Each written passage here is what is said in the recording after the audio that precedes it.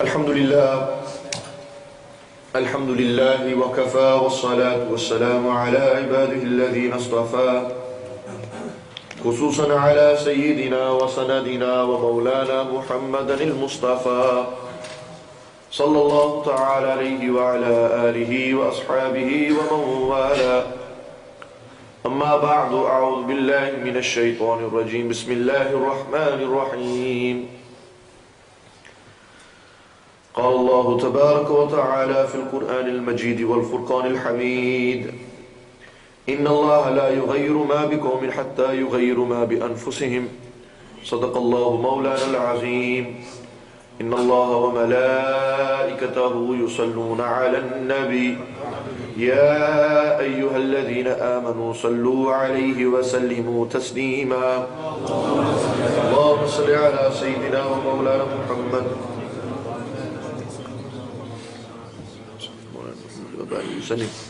صلاة والسلام عليك يا سيدي يا رسول الله وعلى آلك وأصحابك يا سيدي يا حبيب الله صلاة والسلام عليك يا سيدي يا رسول الله وعلى آلك وأصحابك يا سيدي يا رحمة للعالمين بسم الله الرحمن الرحيم. After praising Allah subhanahu wa ta'ala Jalla Jalalahu wa Amma Walahu, and after sending infinite salutations and blessings upon our Master, our beloved, the jewel of creation, the best gift Allah subhanahu wa ta'ala has granted me and you, the greatest favor upon mankind, none other than Habib Kibriya, Sayyidul Anbiya, Sayyidina Muhammed Rasulullah sallallahu alayhi wa sallam. As I mentioned that the title is Call of Duty Modern Fitna, not modern warfare. So it's a catchy title. It's a title which has drawn yourselves in. Now, sticking to this topic,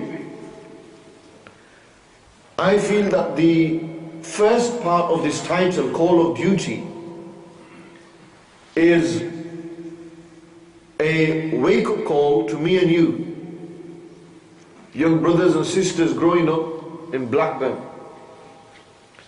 What does Call of Duty mean? That's quite a good title if you look at it, analyze this title. Call of Duty, what duty? And who is calling? That's what we need to ask ourselves these questions. What duty do we need to perform? And who is calling?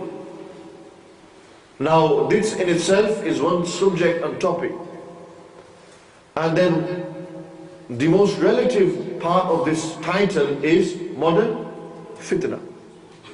What are the modern fitnas? The word fitna means test, tribulation, exam. This is what fitna means. Fitna is an Arabic word. It's feminine. And this is a word which Allah subhanahu wa ta'ala and Habib alayhi salatu wa salam has mentioned in Quran and Hadith. So it's very important that we إِنَّمَا أَمْوَالُكُمْ وَأَوْلَادُكُمْ fitna. Allah might use the word fitna in the Quran there. And Nabi alayhi salatu wa salam said, لِكُلِّ أُمَّةٍ فِتْنَةٌ وَفِتْنَةُ أُمَّتِي الْمَالِ. Every nation had a test, a fitna. And the test of my nation is mal and dawlat. It's money. So that is a modern fitna.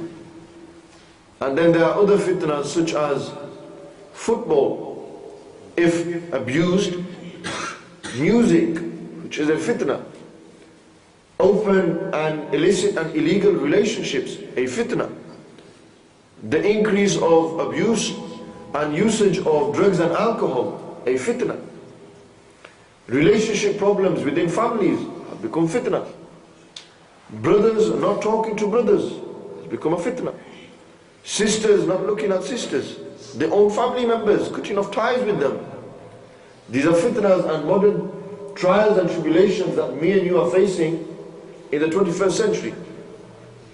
The tests that me and you face are not like the tests the previous people that came they faced. Their tests were different. They, in their era, in their zamana, in their time, the time of the Sahaba, the Tabi'un, Atba'u Tabi'un, the As-Salafu Salihun, the Awliya'ullah, the Ulama Salihun, these people, in their time, their trials and tribulations were not like ours. And inshallah we look at that.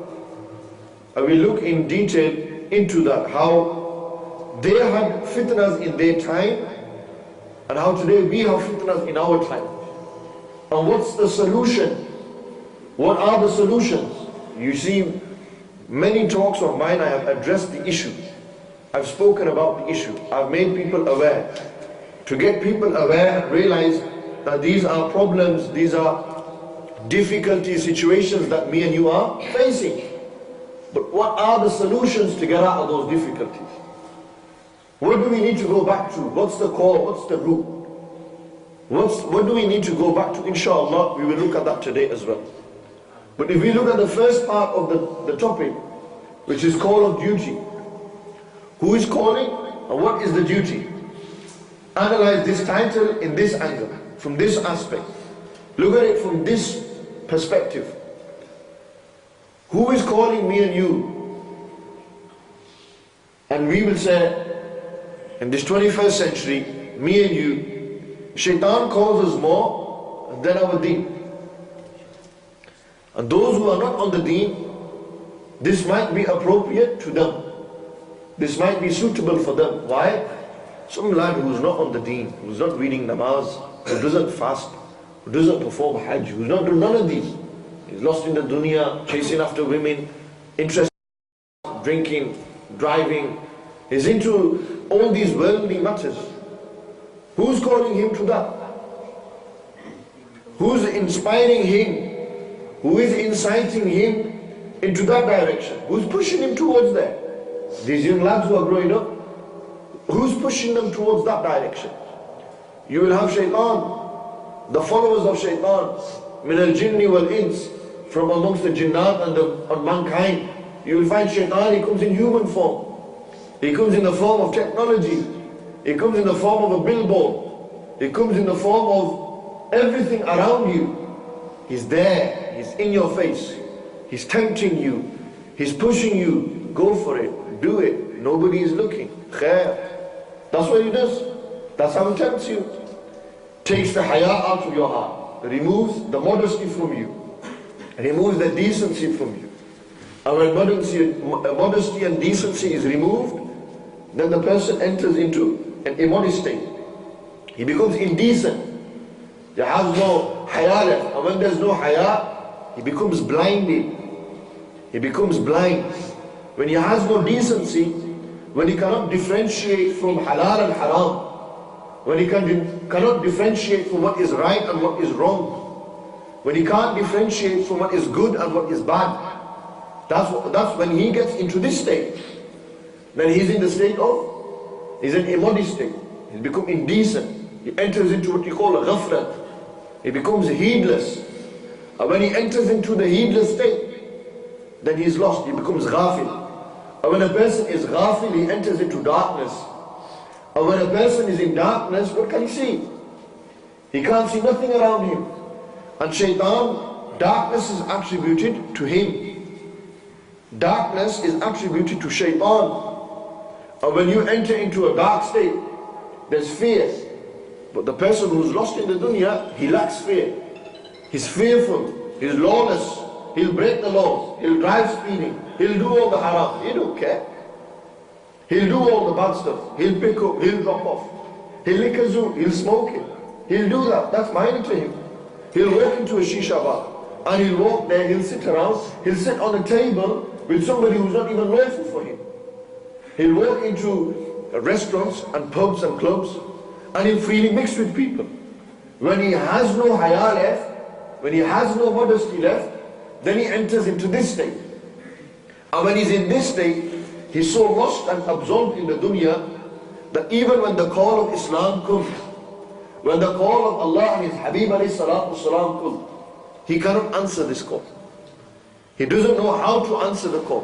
Why? Because he's so lost. Imagine you are driving up the M1, you take the wrong turn, and you keep driving and you're thinking you're on the right path. You think you're doing well. And you go in deeper and deeper, and before you know it, night falls, and you're in darkness. Your tom-tom breaks. You've got no tom-tom to direct you. The guy next to you is asleep. What are you going to do? You're in the middle of nowhere, darkness, lost. You're blinded, you can't see. What do? This is sadly, we are on the path to Allah subhanahu wa ta'ala. We are born as Muslims.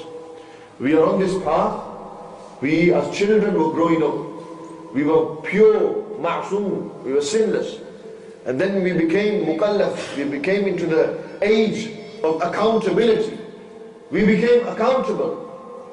Allah Almighty, the laws of Islam became fard upon me and you. When you reach the age of maturity, when you become baligh, when you become mature, and then the shaitan awakens. He now begins to attack you. And what was at one time you going towards Allah Almighty on the straight path, now what is happening is you're taking off the left and the right. You're taking that left turn. You're getting off the mainstream. You're getting off the main track. And when you get off the main track, how do you get back in? Allah Almighty has given you a tom-tom. He's given you light in your car. He's giving you passengers.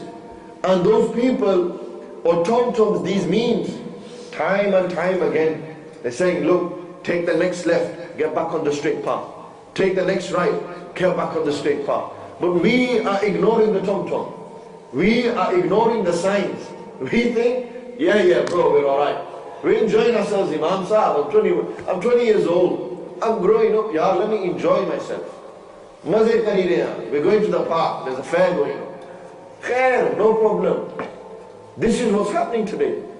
You tell a brother, some people you talk to is so lost in the dunya, so lost, that you think, when are they going to come out? Certainly only Allah will guide them.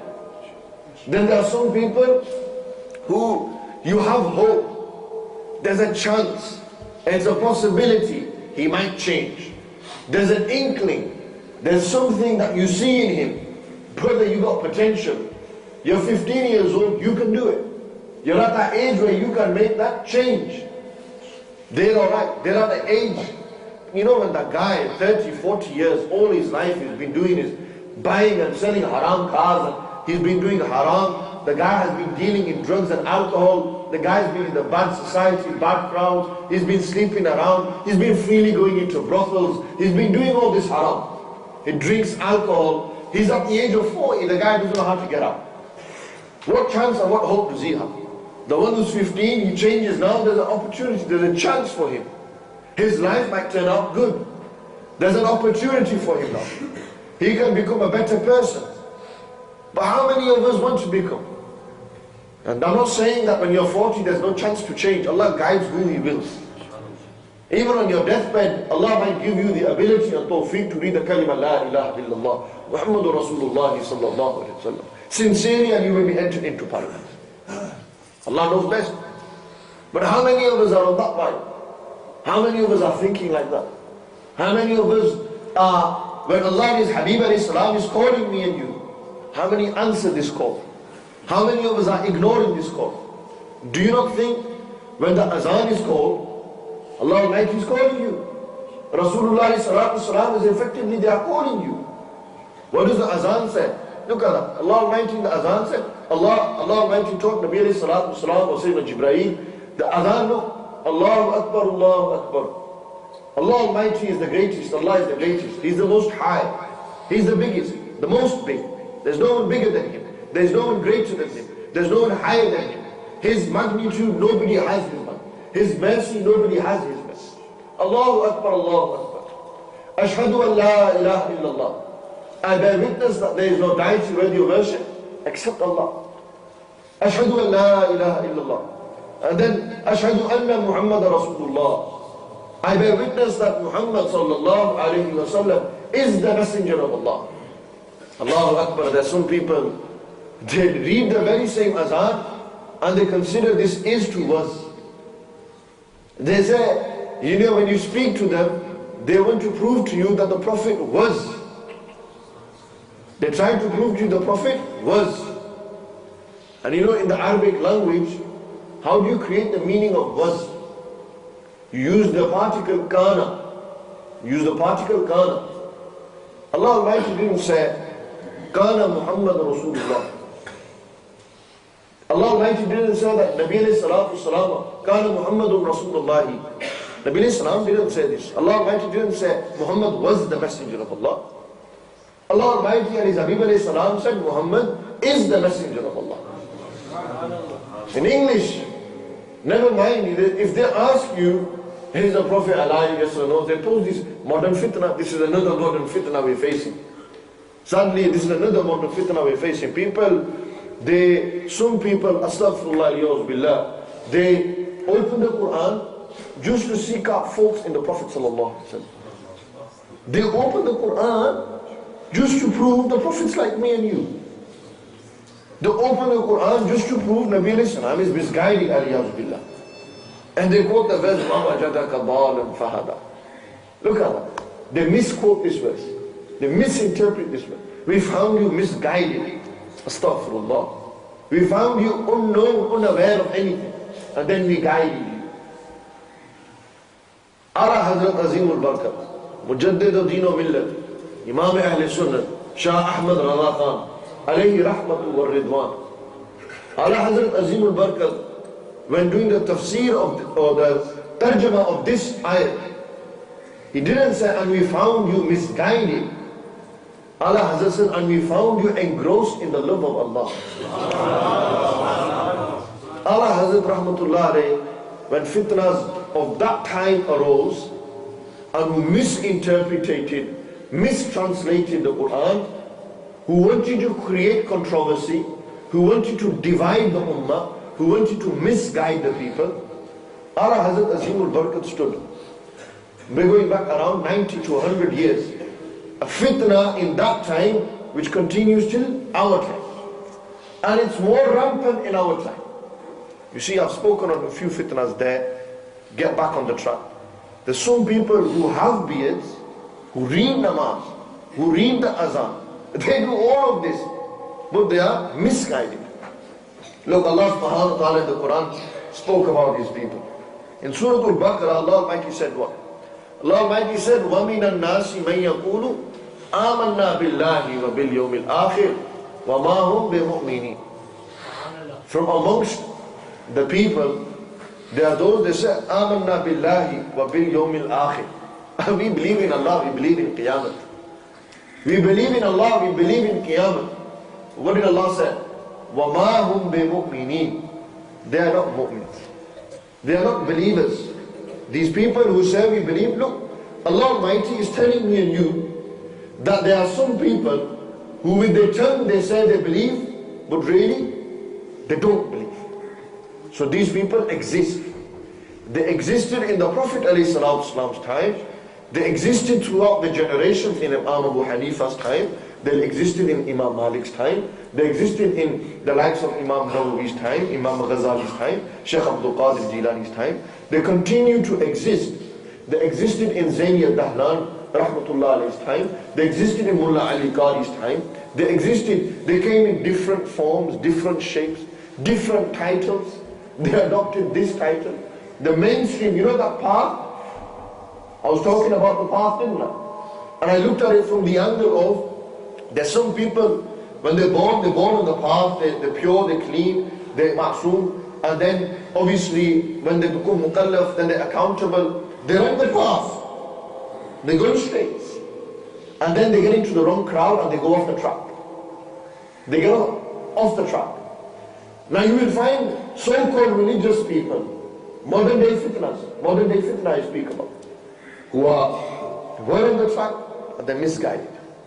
They've gone off. Do not just think that a person can only be misguided in his actions. Oh, the guy's a drug dealer, he's misguided. Don't be surprised if you find somebody who's not a drug dealer and he's misguided. Don't be shocked. Don't say, hey, Imam Sahib, he needs a kalima, la ilaha illallah. He needs kalima, we need kalima. Imam Sahib, he needs namaz, we need namaz. Imam Sahib, he fasts, we fast. Imam Sahib, he does hajj, we do hajj. Why are you trying to create sects or this differentiation? They have labeled us as people who are sectarian. I ask a simple question. The Qadianis, a fitna of today, modern day fitna, spreading filth, lying about Rasulullah, they believe that there is another Nabi after Rasulullah. These people read the kalima, these people fast, they read namaz. Do you call them Muslim? Do you consider them as Muslims? Why? Why would you not call a Qadiani a Muslim? Tell me. Because he's rejected what? A core belief of Islam. He's rejected what? Belief in the finality of the prophethood of Rasulullah, the Khatmul Nabuwa. He said there's another prophet after Billah. The Qadiani movement. Remember Nabi Sallallahu Alaihi Wasallam said, in my ummah there will be 30 grand liars. Al-Kadhabuna Thalathun. There will be 30 liars. Each and every liar will claim to be a prophet after me. And the ones immediately after Nabi Sallallahu was in whose time? Sayyidina Abu Bakr Siddiq's. In Hazrat Abu Bakr Siddiq's Khilafat, there was a guy called Musaylima. And Musaylima was known as Al-Kazzab. He was a liar. He was in Iraq and he claimed to be a prophet. And Hazrat Khalid bin Walid in the battle when he defeated him and his army, he used to, like this, listen to something on his right and left hand side. Left hand side like this. And you know what he used to say? That I'm being inspired. I'm receiving revelation. And who was inspiring him? Shaitan. Next to him. And Hazrat Abu Bakr Siddiq's time, people committing apostasy. They became apostate. They accepted Islam in the Prophet's Zamana, and in saying Abu Bakr Siddiq's time they left Islam. They said there's another Prophet after. The Caliphate, the 2 years that they ruled, over 2 years that Hazrat Abu Bakr Siddiq ruled, it was embroiled in wars in sense of defending the deen against the apostates, people who claim to be Prophet. And this silsila of false liars continues. And it will continue till whose time? Dajjal. When Dajjal will come, he will be a grand liar. You know, Dajjal. Dajjal means what? Somebody who's a liar. Everything about him is a lie. When he will come, he'll be another liar. He will claim to be, never mind Nabi Islam, he will claim to be God. He will say, I am God, worship me, bow down to me. He who doesn't bow down to him, he will kill him. He will chop him into half. He who does bow down to the Dajjal, he will be entering into the hellfire. He will be a deception. The Dajjal will deceive, he will use magic. And he will have the fire of hell, and he will have paradise. He will say, look, I have a river here, I have a fire here. Walk into the fire, and you will go to paradise. But he will not say that. He's going to deceive you and say, what? Walk into the paradise, walk into here, the garden. And when you walk in the garden, that's hell. Deception. And it's close. You know, Allah Almighty knows when it will come. Allah knows the true exact date and everything. But the system is being put into place. Look, to get people weak, remember the Dajjal will attack the weak Muslims. He will attack all the Muslims. He will try to cover the land, conquer the people, everything. He will test the Iman. But those who work for the Dajjal, those who are the Dajjal's army, how are they going to do it? They're putting the things in place now. What do they want to do? They want to weaken your Iman, brother. They want to take Iman out of your house. They don't want you to be a mu'min. So you know how they're going to do it? They're going to put music on the shelf. Yes, listen to Jay-Z. Listen to Rihanna. Listen to Rihanna. Listen to the Freemasonic music. Listen to the hidden messages. That's what you do. And the youth listen to it. Ah, look at that. They move, they dance to it. They think it's good. They listen to Eminem. Those who have sold themselves to the Dajjalic system. Those who have sold themselves to Shaitan. Those who do Shaitan's work, promote Shaitan's work. And they will continue. Now, as I was mentioning, the Qadian, would you consider a Muslim? They say there's another prophet after Rasulullah sallallahu alaihi wasallam. So fitna, they are spreading leaflets, they are opening centers, they're trying to bring the youth there. They're funded by the government. They're funded, they're a man-made fitna to destroy Islam, haqiqat. And these people today, sadly our youth follow them, listen to them, impressed by them, listen to their TV channels. Beware of these people. If you don't consider them Muslim, why? Because of their disbelief in Rasulullah's finality as Khatmul Nabi, Khatmul Anbiya. He's the seal of the prophets. Now, somebody who reads namaz, who reads the kalima, but he disrespects the Sahaba, would you consider him a Muslim? He sits around and holds gatherings swearing at Hazrat Abu Bakr Siddiq and Umar al-Faruq. Would you call them Muslim? No, why? Because he's disrespected the Sahaba. Disrespect of Sahaba is leading to kufr. Nabi sallallahu alaihi wasallam said, La tasubbu ashabi. Do not swear at my companions. Whoever is an enemy of my companions is an enemy to me. Whoever is my enemy is an enemy to Allah. Whoever loves my companions loves me. Now, if they are not considered Muslims, those who disrespect the Sahaba, now tell me what is worse. The one who reads namaz, who has a beard, who has everything. You think the guy is a Muslim, but he sits around trying to pick up faults in Rasulullah. How can you consider such people who aim to say the Prophet is like me and you, me and you?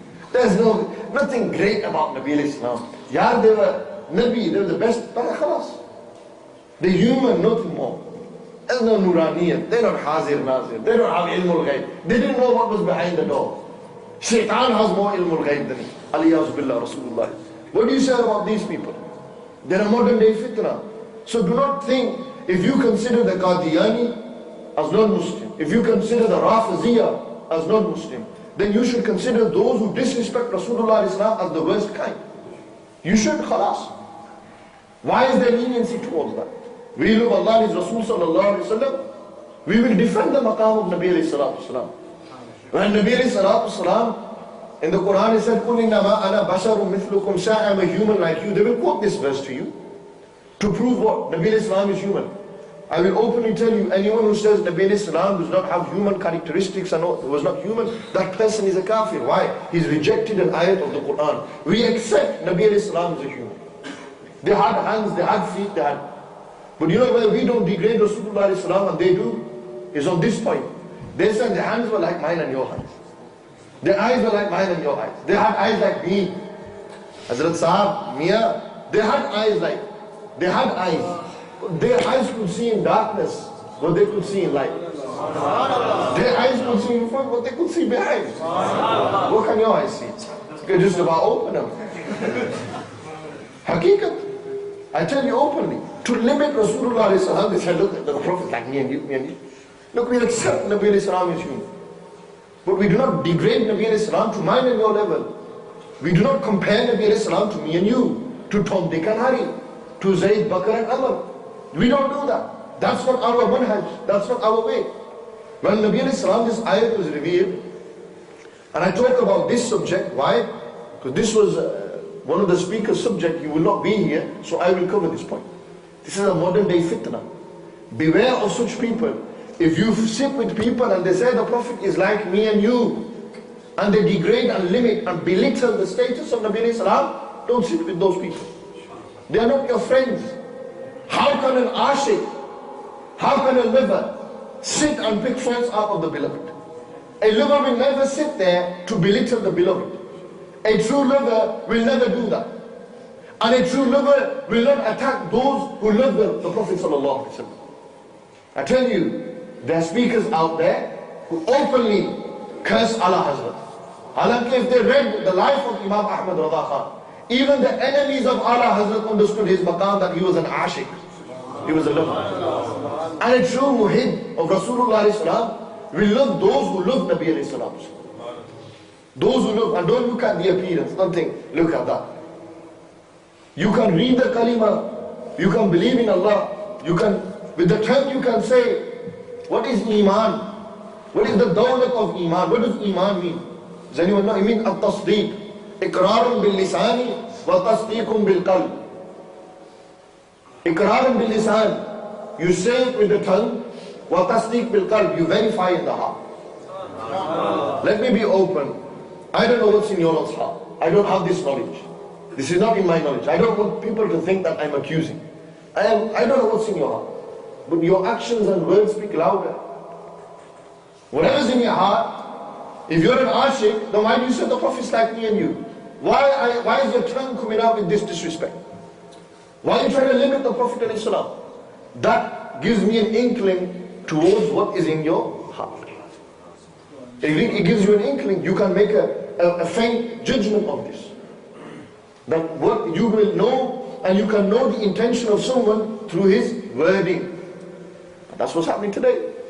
Through their wording you can see it. Nabi Sallallahu Alaihi Wasallam, they are great. No dispute. There's, they are, but don't you praise them too much like Christians do. They say, and then they quote that hadith, do not overpraise me like the Christians overpraised Jesus. Don't stand for me. Hazrat Nabi Sallallahu Alaihi Wasallam said, Qumu li sayyidikum. Nabi Sallallahu said, when your leaders come in, stand for them. If Nabi Sallallahu is promoting standing for your leaders, then do you think Nabi Sallallahu is against the Sahaba standing for him? Who is the leader of the Sahaba?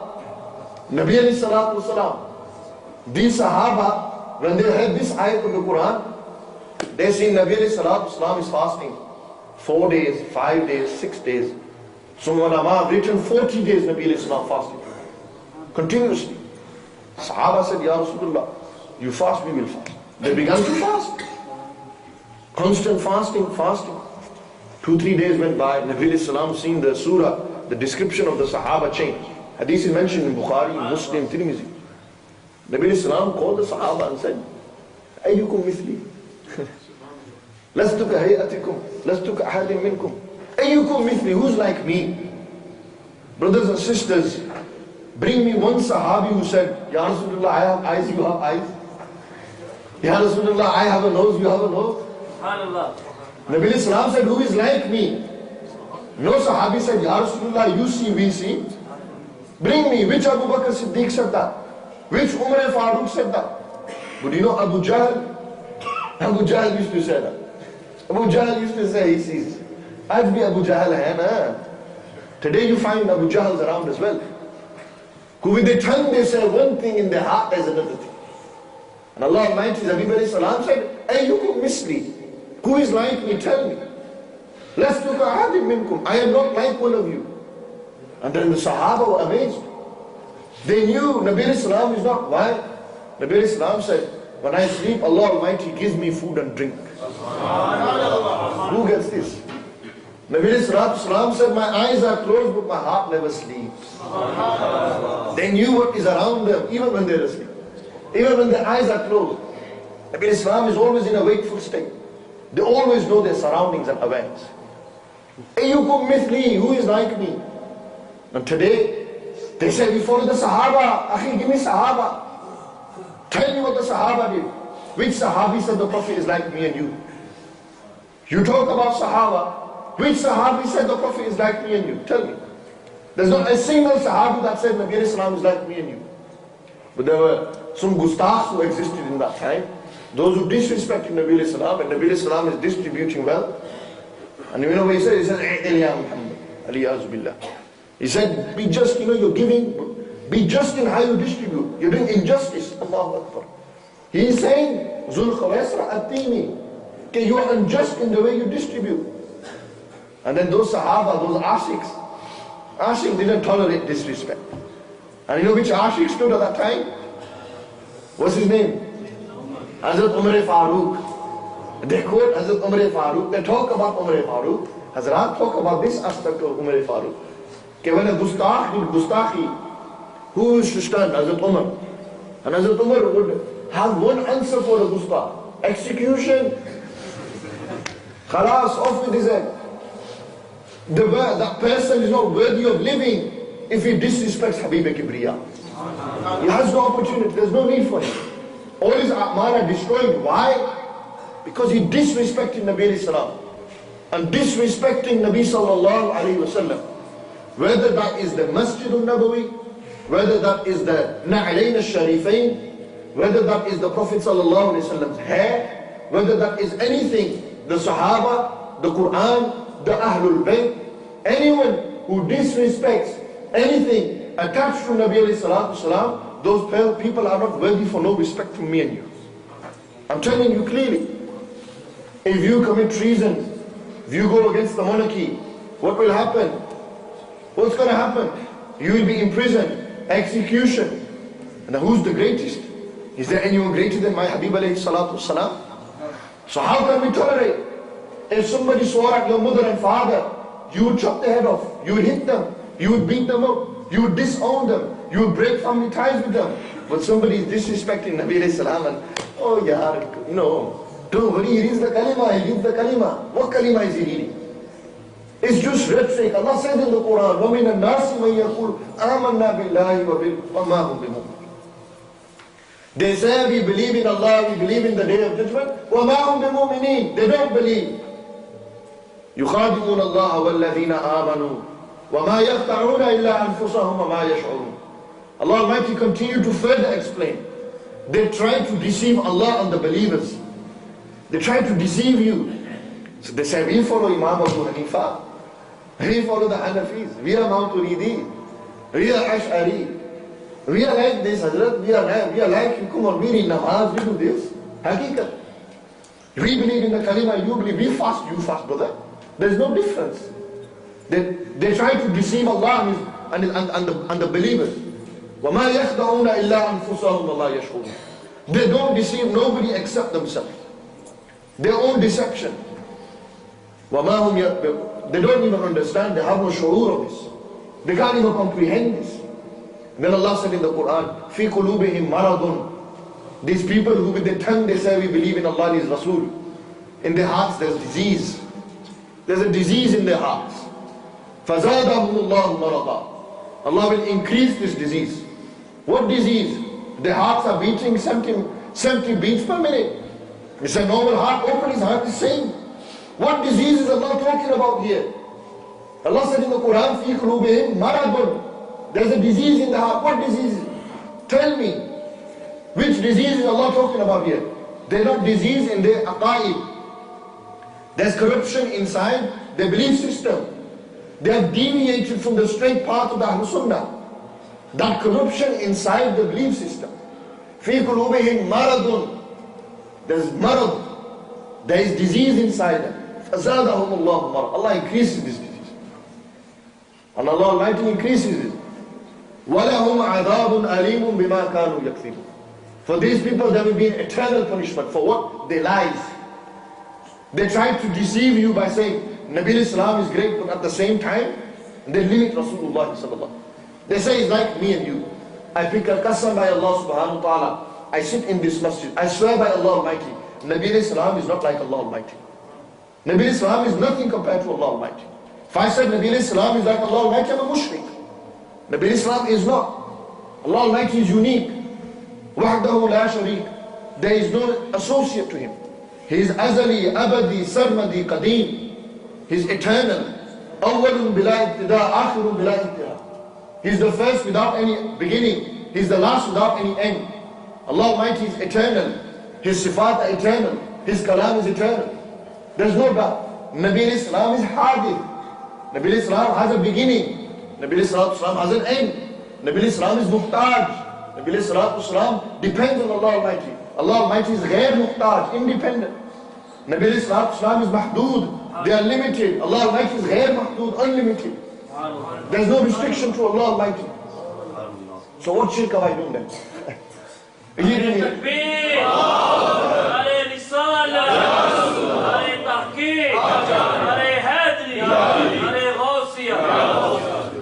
Tell me, have I made Nabi Islam equal to Allah Almighty? You do milad, order fitna.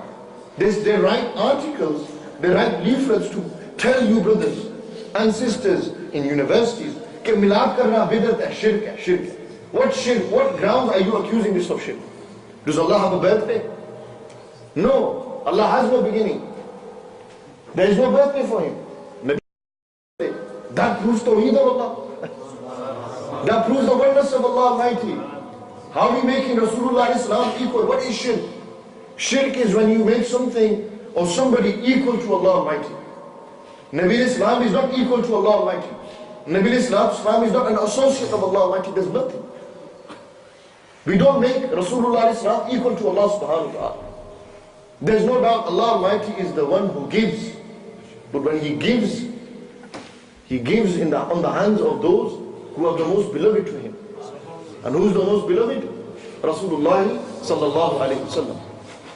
يخادعون الله والذين آمنوا وما يخدعون إلا أنفسهم وما يشعرون في قلوبهم مرض فزادهم الله مرضا. In their hearts there is a disease, Allah increases. وَلَهُمْ عَذَابٌ أَلِيمٌ بِمَا كَانُوا يَكْسِبُونَ.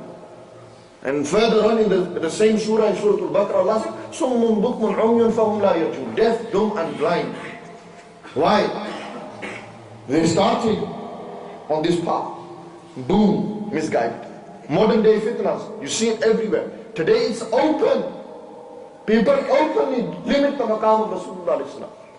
Do not be deceived by their appearances. Do not be deceived by their words. Do not look at that and think, he reads kalima, I read kalima. Ya Qadiani read kalima. You're going to call him Muslim. Shia read kalima, Rafiziyya read kalima. Would you consider them Muslim? Then how can you consider somebody who reads namaz like me and you, who fasts everything, but then he says the Prophet is like me and you? His maqam is like mine and yours. Beware of such people. They exist in your town, they exist everywhere. Do their islah, sit them down, give them the dalail, give them our proofs, prove our aqidah to them, and bring them back to the right way. With wisdom, bring them back. It's very possible that they might become from the Ahlul Sunnah later. Give them guidance. Give them the Quran and Sunnah, the dalail, and say, look, this is what the Quran and Sunnah said. This is what the ulama have explained. And those who are gone, they are gone. You can try as much as you like. He who has gone, has gone. And this is one modern fitna that you're facing. This is a modern day fitna. And the call of duty has come. The call of duty has come from people like myself in this position to defend the maqam of Rasulullah Islam. Not that I am worthy to defend him sallallahu alaihi wasallam. I am not worthy to defend him. But we will not tolerate anyone who disrespects even the hair of Rasulullah sallallahu alaihi wasallam. We consider the hair of Nabi Islam greater than any hair. And this is not shirk. You know why? Allah has no hair. So how can you say it's shirk? Nara Takbir! Nara Risala! Nara Haydari! So we don't. Nabi Sallallahu is not like Allah subhanahu wa ta'ala. But when you understand this, Nabi Sallallahu I pick a qasam by Allah Almighty now. I swear by Allah Almighty, Nabi Sallallahu is not like me and you as well. Nabi Sallallahu is not like Allah Almighty. That clears the shirk aspect. You see, there's some people, they say, Manneya, we accept that. Nabi Islam is not like Allah Almighty. We accept, we believe that. But what do? They live their entire life trying to prove Nabi Islam is on the same level as me and you. Hazrat, Allah Almighty spoke to Nabi alayhi salatu wasalam. Allah Almighty seen Nabi alayhi salatu wasalam. Nabi alayhi salam seen Allah subhanahu wa ta'ala. What have you seen? What are you watching? What are you looking at? What are you doing? Tell me. Are you like him sallallahu alayhi wa sallam? Nabi alayhi salatu wasalam, and water came out from there. Nabi alayhi salatu wasalam, as I mentioned, could see in darkness or they could see in light. They could see in front what they could see behind. Nabi alayhi salatu wasalam would be in the dunya and they could hear everything in Jannah. Nabi alayhi salatu wasalam, his blessed sweat was more fragrant than musk, your sweat. Brother, people run from you. Nabi alayhi salatu wasalam, people run towards them, not away. People ran to Rasulullah alayhi salatu wasalam. Hazrat Salma, they said Nabi alayhi salam was resting in my house and from the blessed forehead there was sweat dripping. And I took a container and I collected. Nabi alayhi salam said, this is bidat too much, don't stop this, stop this. She even asked, she said, Ya Rasulullah, ijazat, is this fine, I've collected? Take it, take it. This is fine, there's nothing wrong with this. This is not the sweat of an ordinary man. Nabi alayhi salatu wasalam is human, but they're not an ordinary human. Muhammadun basharun la kal bashari, bal yaqutu bain al hajari. Imam Busiri rahmatullah, great awliya, great poets have said, Nabi Islam is a human, not kal-bashar, laysa kal-bashar. They're not an ordinary human. Bal yaqut bayn al-hajab. Nabi salatu salam, bila tashbih wa tamsil, is like a diamond amongst minor rocks, small rocks. Nabi salatu salam is the aftab of Nabuwah. You don't understand that and you've understood everything. Look, if they have too much difficulty, just ask them this. Allah Almighty, the creator of all, sustainer of all, provider of all. Why did Allah put the name of the Prophet ﷺ next to his? Tell me. Tell me why. Yar, why? Why did Allah Almighty put Nabi Islam's name next to his own name? Why? Doesn't that tell you everything? That he's not like me and you? And when was the kalima around? It didn't come when Nabi Islam came, it was written on the throne, and Hazrat Adam Islam, then the Ruhi wal Jasad.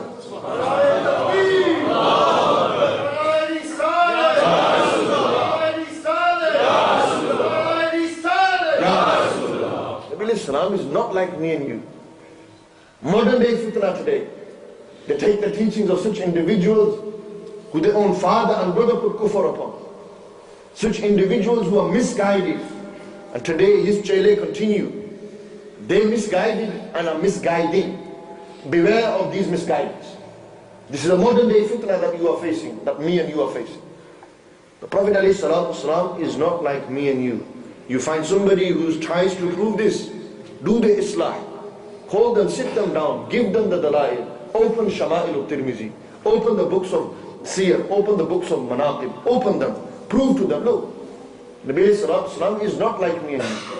Nabi ﷺ is not like me and you. Say that, Nabi ﷺ is not like me and you. Khalas. And they're not like Allah subhanahu wa ta'ala. So that creates that misconception in their minds as well. So if you see these people who try to prove this, beware of such people. Look at the shan of Rasulullah sallallahu alaihi wasallam. They say you can't do wasila. You can't take a middle person. You can't take the middle. Go direct to Allah, direct to Allah. Hazrat Sahab, did Allah Almighty come direct to you? Did Allah Almighty come direct to you? If Allah Almighty didn't come direct to you, then how are you going direct back to Him? You know, if you're going to a destination and you get there, then you know how to come back, don't you? How do we get to Allah Almighty? You take, yeah, but we go to the Quran. Hazrat Sahab, who gave you the Quran? Who taught you the Quran? And Hazrat Sahab, namaz, you go to Allah. Who taught you how to read namaz? Yeah, you're forgetting that? Oh, fast. Who told you the rulings of fasting? Whose Hajj is based around which awliya and anbiya? Tell me. No, Iman, our Iman. Who gave you the dawlat of Iman? Who brought Iman to you? You want to take them out of the equation and go direct. As I said, no doubt the Quran came to me and you. The Quran came to Rasulullah sallallahu alaihi wasallam. No doubt namaz, roza, hajj came to me and you. But it came through Rasulullah sallallahu alaihi wasallam. No doubt the dawlat of Iman and Islam came to me and you. But it came through Rasulullah sallallahu alaihi wasallam. And qasam khudadi wallahi, no doubt Allah Almighty came to me and you. But it came through Rasulullah sallallahu alaihi wasallam. Allah Almighty came through Nabi alayhi salam. We know Allah Almighty through Rasulullah sallallahu alaihi wasallam. I was sitting with Qibla Sayyid Hashmi Miya Sahab. Wallahi, rare, very rare. People like this are rare to find. Men who are lying, wallahi, I tell you, I sat with them this week and I posed them the killer questions. You know, those wobbly questions. So I posed them the question for the brothers that were there so that it clarifies for them. I know, alhamdulillah. And you know, they sat there, alhamdulillah, and they relaxed. Tariqah, the way they sat. You know, they say, how did you get Allah subhanahu wa ta'ala? And then they just broke it down. You know, Aqidah, complex Aqidah you find in Sharh al-Aqaid and all these books. Simple. How did you? They said, look, your sensory perceptions. You have sensory perceptions, don't you? What are they? How many are there? There are 5 sensory perceptions. What are they? Seeing, hearing, touching, smelling, and tasting. Can you hear Allah? No. Can you hear Him? No. Can you see Him? No. Can you taste Him? Can you touch Him? Can you smell Him? Know Him? So your sensory perceptions can't prove Allah to you, can they? You can't say, I heard him, I seen him. That's not belief. You can't. Take akal, intellect. Intellect has a limit. It stops to a certain point. Intellectually try to prove, come to it. If you say intellectually you can prove Allah Almighty's existence, yeah, then by now, these Russians, Americans, the great scientists, why have they not become Muslim? Look at the intellect of these people. Even intellect stops. You know who told us about Allah Almighty? Rasulullah sallallahu alaihi wasallam. They told us. And if they told us about Allah subhanahu wa ta'ala, then why are you taking them out of the equation? Why are you missing? And says, you can't ask dua from anyone other than Allah. You can't ask dua from anyone other than Allah. Go direct to Allah, direct to Allah. Why did the Sahaba go to Rasulullah alayhi salam? When the Sahaba needed something, they went to who? Nabi alayhi salatu salam. Why did they go direct to Allah Almighty? That blind Sahabi is blind. Hazrat Usman bin Hunayf opened Tirmizi Sharif. And they needed, they wanted the eyesight to come back. They sat on the musalla. They must have made dua. The eyesight didn't return. Who did they go to? Habib Kibriya. Alayhi tahiyyatu wa sana. When the Nabi Islam didn't say, why are you asking me? Why are you making dua? Why are you telling me to make dua? This is shirk. Go ask Allah. No hadith proves this. They came to Rasulullah sallallahu alaihi wasallam. When they came, hadith mentioned in Tirmidhi Sharif. Nabi Islam said, do you want me to make dua for you or do you want me to teach you a dua? He said, Ya Rasulullah, make a dua and teach. And then Nabi sallallahu alaihi wasallam said, go make wudu, read raka'ah nafil, and then I will teach you this dua. Then Nabi Islam taught the dua and said, what? Oh Allah, I ask you through the Prophet sallallahu alaihi wasallam. Nabi Islam is teaching who? A Sahabi. If this was shirk, why is Nabi Islam teaching this then? Why are you trying to accuse Nabi Islam aliyah billah of shirk now as well? That's the extent. That's what you learn from their teaching. Misguided teaching. Modern day fitna. The Sahabi made this dua. And that, Ya Rasulullah, I turn to you. To Allah subhanahu wa ta'ala. Oh Allah, fulfill this hajat of mine. Through the shafa'at and wasila of Rasulullah alayhi salatu salam. And it's narrated this Sahabi, his eyesight was restored. You could see again. Bayhaqi, Hakim, open these books. Further narrations prove this. And this dua was made even after Nabi alayhi salam passed away. Even after Nabi alayhi salam passed away, this dua was made. So during the life it was made, and even after their life, physical life is made. So what does that prove? That today if I make dua through the wasila of Rasulullah alayhi salatu salam, this is the sunnah of the Sahaba. And we follow the sunnah of who? The Sahaba. So if the Sahaba did this, Amiyah, where are you going to go now? Were you going to say the Sahaba did shirk? Were you going to say Nabi Islam is promoting shirk? What are you going to say? Are you going to accept this? No. Then why are you saying I am? Why are you saying that I am asking other than Allah subhanahu wa ta'ala? So beware of these people, modern day fitna. Ashhadu an la, I started from the adhan, let's go back to the adhan. Ashhadu anna Muhammed Rasulullah, ashhadu anna. And then the call comes of what? Hayya ala salah, hayya ala salah. Come to prayer, come to prayer. The call of prayer comes. Namaz paro, namaz paro. Hayya ala al-falah, hayya ala al-falah. Come to success, come to success. Allahu Akbar. In the azan, that is called 5 times a day, 24 hours, 7 days a week, throughout the entire world, in every time zone. This azan is being called. If Nabi alayhi salam is the most beloved of Allah Almighty, when you love somebody, when you love something, you always talk about them. True or not true? Is that a sign of that you love? Ask yourself, who do you talk about the most? Who do you talk about the most?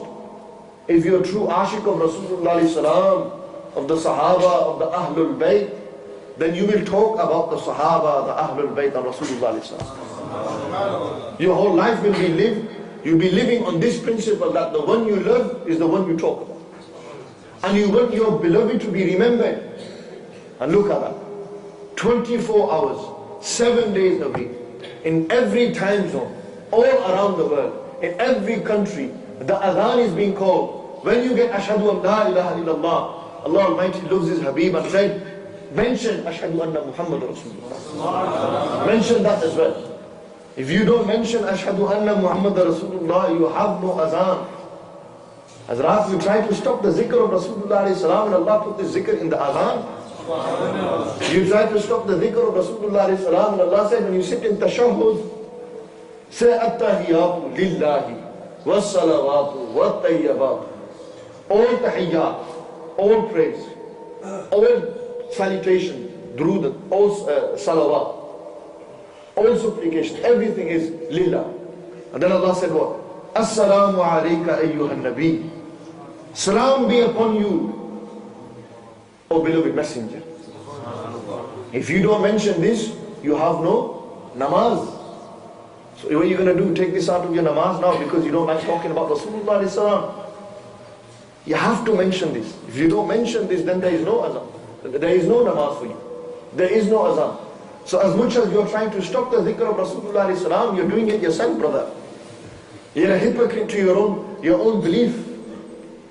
Because if you have such a problem, then stop reading this, please. I beg you to stop. But you're not going to win it because you know your namaz ain't going to be accepted until you send durood and salam on Nabi Sallallahu Alaihi Wasallam. Until then your namaz ain't accepted. So you're going to have to do it. So all their life, you'll get people who want to prove Nabi Sallallahu is like me and you. But then, when they read namaz, they have no choice but to read As-salamu alayka ayyuhan Nabi. Allahu Akbar. Beware of these people. These people are a modern day fitna. They only came about a few hundred years ago. We the Ahlul Sunnah come from Rasulullah sallallahu alaihi wasallam. We are on the haqq. We are not man-made. And they say Brahmanism, Ala Hazrat, Ala Hazrat. Ala Hazrat Azimul Barakat, Mujaddid al-Din wa Millat, Imam Shah Ahmad Raza Khan, alayhi rahmatu wa ridwan. They somebody, such an individual, they came 100 years ago. But in every time, modern fitnas occurred, modern tests occurred. People came out, whether in a'mal, whether in akhlaq, whether in islah, whether in aqaid. Allah sends somebody to say, you revive my religion, revive my deen. Allah selects people. And the reviver of our century is who? Ala Hazrat Azimul Barakat. They revived our iman and aqidah. They made us and kept us firm on the belief. When people tried to limit Rasulullah sallallahu, Allah Hazrat said, Nabi Islam is not like Allah Almighty, but Nabi Islam is not like me and you as well. This is the work of Allah Hazrat. We believe. So beware of these modern day fitnas. And these are fitnas in terms of your aqidah. So you're going straight and boom, you're misguided in aqidah. And then go back. Allah Almighty said, Hayya ala salah, hayya ala salah. Come to prayer. It's not just about aqidah, my brothers and sisters. It's about a'mal as well. On Qiyamah, your first question will be what? Did you read your namaz? So where's your namaz gone? How much namaz do we read? Where are you at Fajr time? Where are you at Zohar time? You have no time for it, brother. Sadly, we live in a day and age, again the Jalik system. We live in a time where instead of namaz, worshipping namaz, they put the gym in front of you. And you see these bodybuilders 5 times a day eating. They can't miss it. If they miss it, they think the Muslims are going to go down. Every day they have to go to gym. It's like worship to them. If I don't do it, bro, I ain't going to get it, man. I ain't going to get big.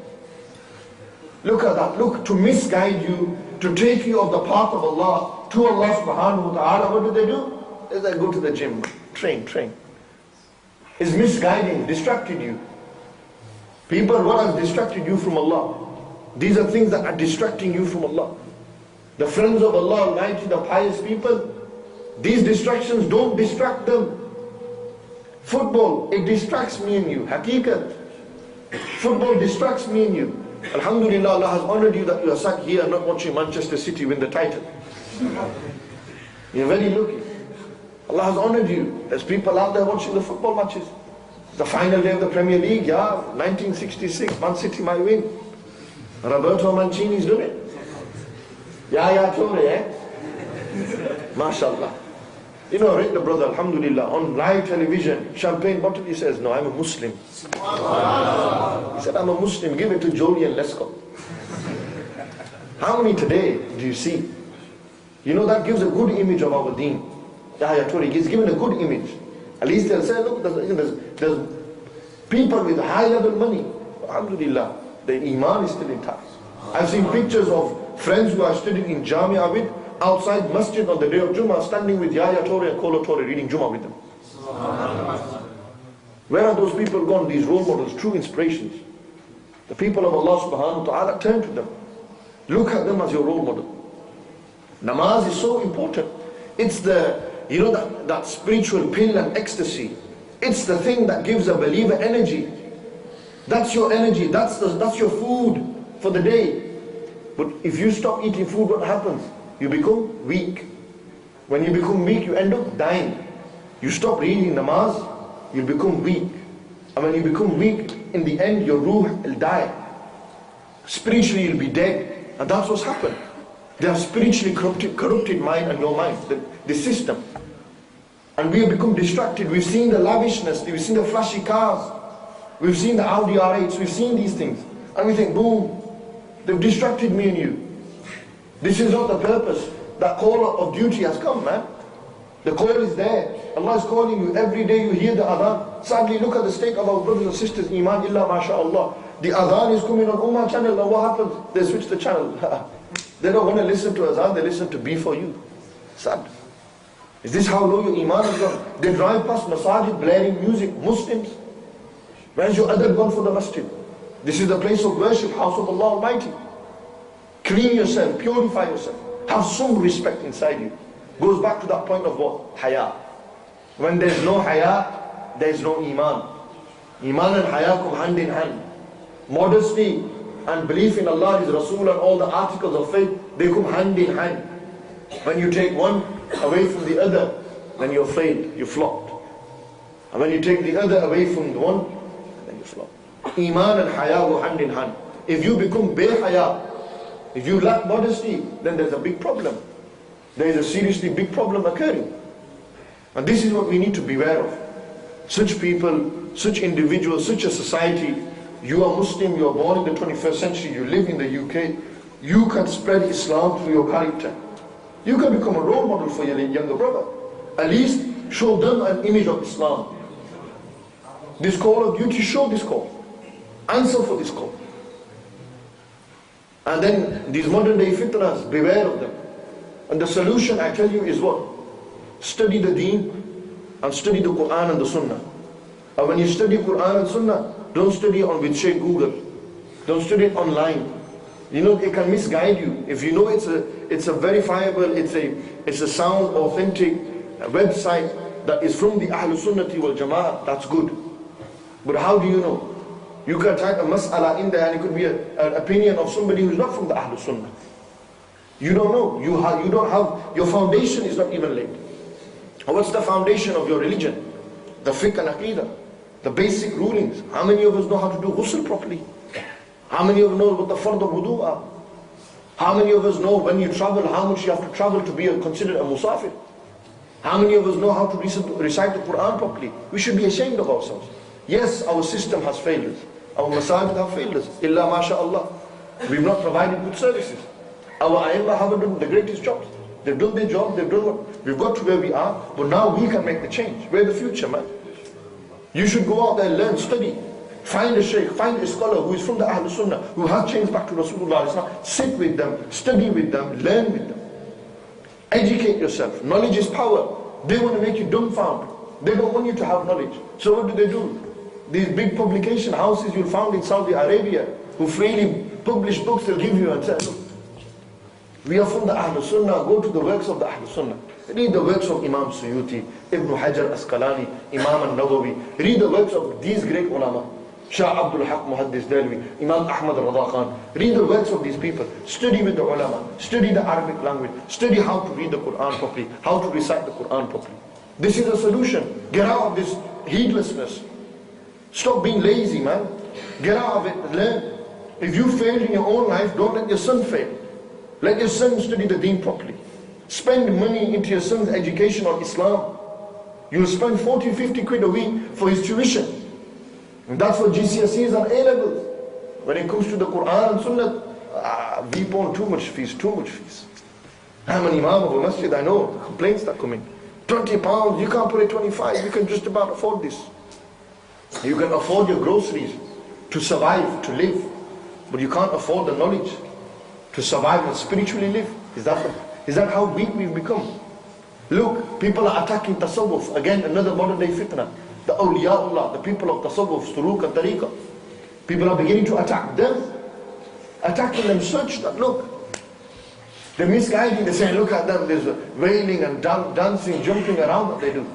They want to spiritually corrupt you. They want to take you away from spirituality. Never forget the spirituality. The ruh has a life. The qalb has a life. The body has, they're all connected. If one is corrupted, then the whole body goes. If this is not on there, how is it going to stand? So if the ruh is not in the body, how is the body going to work? And if the body is working, you're working on the arms, the physical, what about the internal, brother? So the internal out. Look at yourself. Do you swear a lot? Cut down swearing. Do you listen to music? Cut down music. Let's stop listening to these things. You watch dramas? Stop watching dramas. And if you're in a relationship, get out of the relationship. Legalize.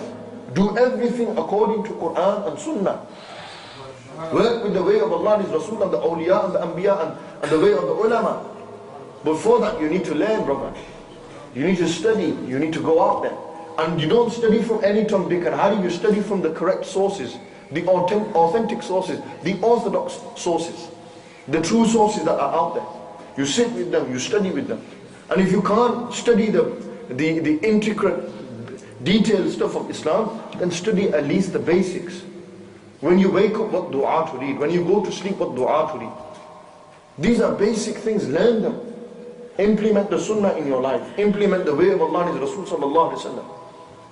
And then you will see, you will then eventually become somebody who calls people to the duty of Allah. You will become somebody. You can become a role model. Change yourself. Inna Allah la yughayyiru ma biqawmin hatta yughayyiru ma bi anfusihim. Allah said in the Quran, Allah is not going to change the people until they change themselves first. Sort yourself out first. Look at yourself in the mirror. Even if you are religious, most of my speech, even if you are religious, even if you fast, even if you are on the deen, you need to ask yourself, are you sincere? Why have you got this stuff? Why have you got this beard? Who are you doing it for? It gets further. You know, the more deep you go, the more sincere you should become, the more humble you should become. And that's what you need. I'm seeing brothers who are joining the path of tariqah, saluk, who are joining the path of Islam, and they're becoming more arrogant. Where's the deen puts arrogance inside you, brother? Islam is a religion to make you humble. Humble yourself. Nabi sallallahu alaihi wasallam was the most humble. If you are his follower, become humble. Where's the humility gone? Our deen ain't about fashion statements. It ain't about how you dress. It's what's in the heart, what your aqidah is, and how your a'mal are. These are the three most basic things. Akhlaq, character, aqidah, belief, and a'mal, action. Work on these three things. Go back to the basics.